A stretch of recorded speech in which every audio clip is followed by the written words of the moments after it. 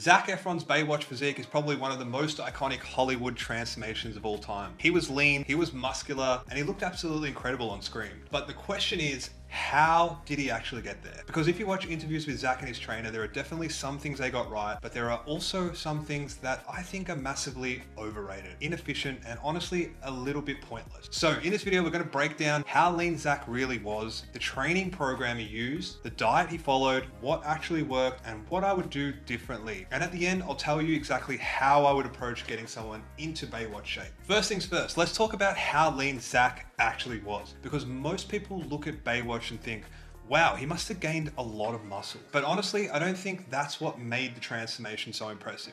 The biggest difference was his body fat. Zac was already athletic before Baywatch, but for this movie, he got absolutely shredded. You can clearly see deep abdominal separation, visible serratus, obliques, vascularity, very little body fat around the lower stomach. My guess would be somewhere around 6 to 8% body fat. Now, here's the important thing. Most people have no idea what it actually takes to get that lean. You're hungry, your energy isn't amazing, your training can suffer, your sleep can suffer, and it's definitely not a body fat percentage most people would want to maintain year round. Even Zac himself said he wouldn't want to maintain that Baywatch physique permanently. And honestly, I don't blame him. There's a lot of people out there that think this sort of physique is maintainable year round. For most people, it is definitely not. When we prep bodybuilding competitors or get clients really lean for photo shoots, it's just to hit a goal for a short period of time. Then they gain some body fat back. It's no different when getting in this sort of shape for a movie role. You do the scene, then you bring food back up and add a little body fat so you're not feeling like complete shit. Now let's look at the training. This is where things get interesting.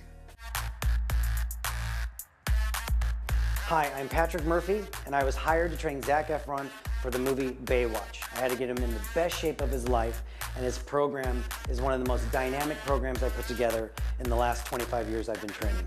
When I had to get Zac in the best shape of his life, I decided to introduce the supersetting workouts. And what that entailed was 2 exercises followed back to back without rest. This created an elevated heart rate, which maxed calorie burning. This created muscle efficiency, high muscular endurance, and I created an unstoppable machine. Zac Efron was in the best shape I'd ever seen anybody in the last 20 years of training. Okay guys, let's start with a dynamic. Now this part I actually agree with. Supersets are fantastic. You're essentially performing 2 exercises back to back with no rest. So the benefits are, like he said, you burn more calories, get more work done in less time. You keep your heart rate elevated, like he said. You build muscle as well, and you improve your conditioning at the same time. So fantastic way of going about setting up a training plan here. And I think for this specific role that Zac had and the look that he wanted to bring, I think this is the perfect way to actually set up his program. If your goal is to get lean and look good, supersets are a really good tool. This is something we use a lot with our clients at Strength Lab. We use a method called GBC, so it's German Body Composition Training. Basically, this just pairs an upper body exercise with a lower body exercise. Really effective for fat loss and body recomposition. Let's get into supersetting. 2 exercises repeated back to back without any rest. We're doing 3 rounds with all of these exercises. 3 rounds, 15 to 20 reps. Here we go. So the first exercise Great stabilization for is a lateral raise, dumbbell lateral raise. Good. 4. There you go. Excellent. Perfect range. Boom. He's on one leg. So I think like the exercise lateral raise is obviously a good enough exercise for the delts. But if your goal is building muscle, stability is your friend. So the more stable you are, the more force you can generate. The more force you can generate, the more tension you can place on the target muscle. And the more tension you place on the target muscle, the more growth you're going to get. So when you're standing on one foot doing an exercise, or in this case, a lateral raise, what's limiting you? It's not your side delts. It's your balance. So it's not really going to be like the most effective exercise to build your shoulders. And I don't know about you, but I don't go to the gym to train my balance. when I'm trying to build my shoulders. So part of the exercise is good, but there's no need to stand on one foot while you're doing this. You see this a lot with Hollywood trainers. I've seen this with a few different like actors who have been trained by Hollywood trainers doing like exercises, unstable exercises, like they might do a squat on a Bosu ball or something like that. Yes, it makes the exercise harder, but harder doesn't mean better. If I put you on a Bosu ball and ask you to squat, the exercise instantly feels harder, right? But you're not producing more force. You're actually producing less force because your body is spending all of its energy trying not to fall over. Your muscles don't know how complicated an exercise looks. They only know tension, and unstable surfaces reduce your ability to create tension. It's complete bullshit, honestly. Set number 2. Okay, superset number 2. We have a kettlebell squat. I mean, good. He's using next to no weight. He's going to do 15 to 20 reps here. Like at least it's a compound exercise, but it's not going even close or remotely close to failure. Into box jumps. Straight up.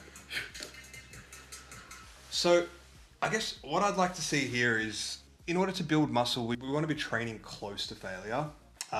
Just picking up like a 10 kilo kettlebell and doing 20 squats with it, you're not really accomplishing much. It's just cardio essentially, and then going into these box jumps. If I was designing this program, I would be opening up that first superset with 2 big prime movers. So it might be a barbell squat or a safety squat or a hack squat or something like that. Something where we're going to be able to create a lot of stimulus, and then move into an upper body compound movement, maybe a bench press or a shoulder press or something like that. He's using a lot of isolation movements, and if he is using a compound movement, he's not really getting the client in this case, which is not Zac, but it's someone else's training, close to failure. They're not really like muscle stimulating sets. It's really just a bit of junk volume, to be honest. All right, superset number 3. Let's see what he goes for. Nice. No elevated shoulders, right? Abs in. Banded reverse flies. 15 to 20 reps. I don't know why you would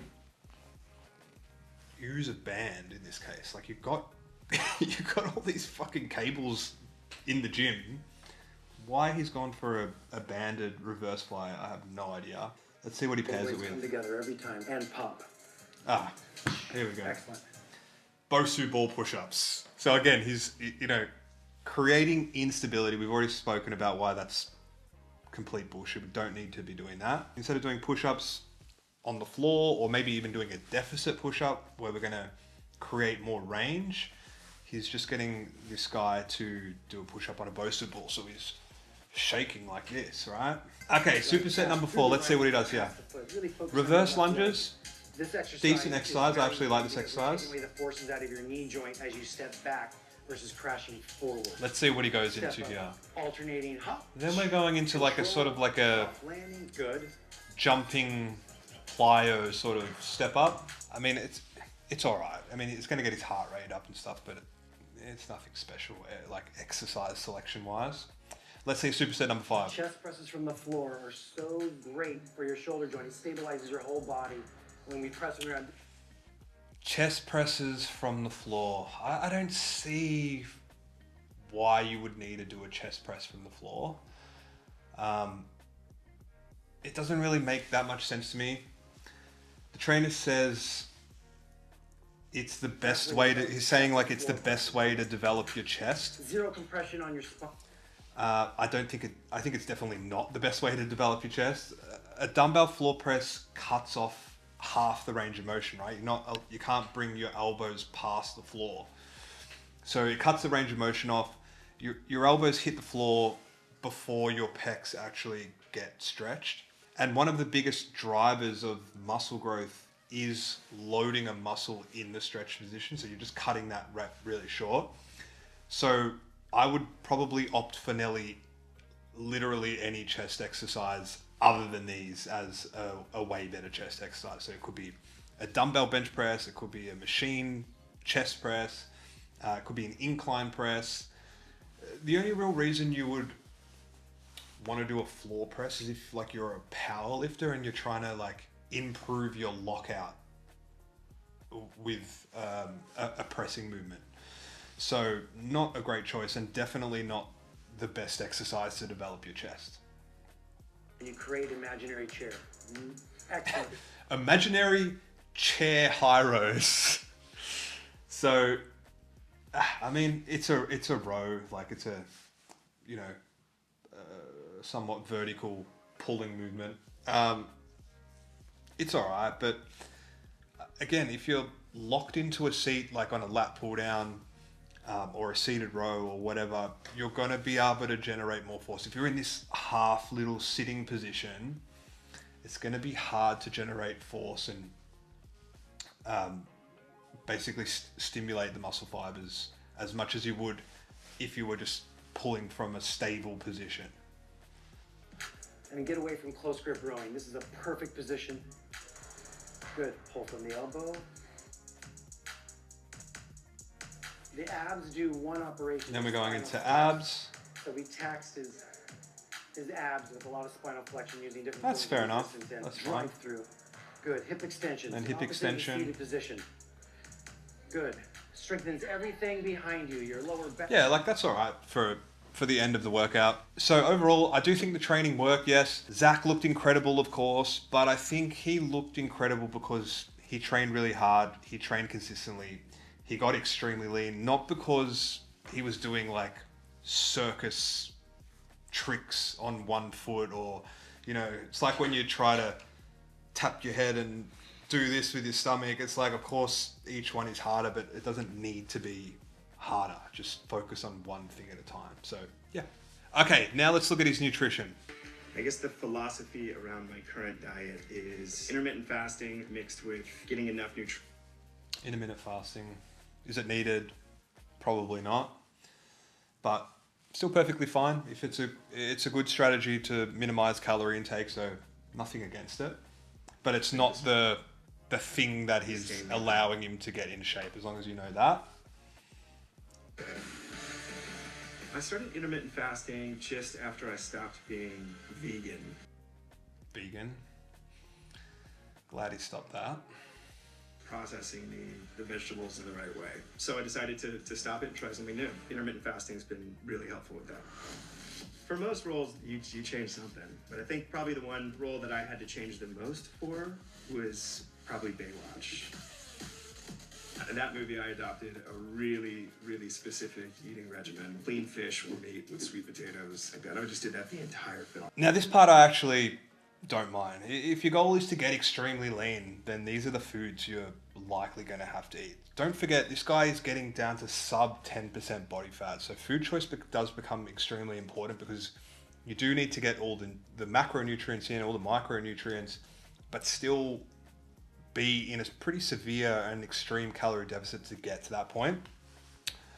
So you would choose foods like fish, lean meats, sweet potato, rice, vegetables, fruits, things like this. They're all fantastic foods when you're looking to get into this sort of extreme shape. That was the most extreme I'd ever gone. I think I was in ketosis that entire film. I don't think he was. Ketosis means your body is primarily relying on ketones for fuel. To get into ketosis, you need to basically severely restrict carbohydrate intake, usually under around 20 to 25 grams per day. But Zac openly here talks about eating sweet potatoes, bananas, plantains, quinoa. Those are all carbohydrate sources. So unless he was eating tiny amounts of them, he wasn't in deep ketosis. And honestly, he didn't need to be.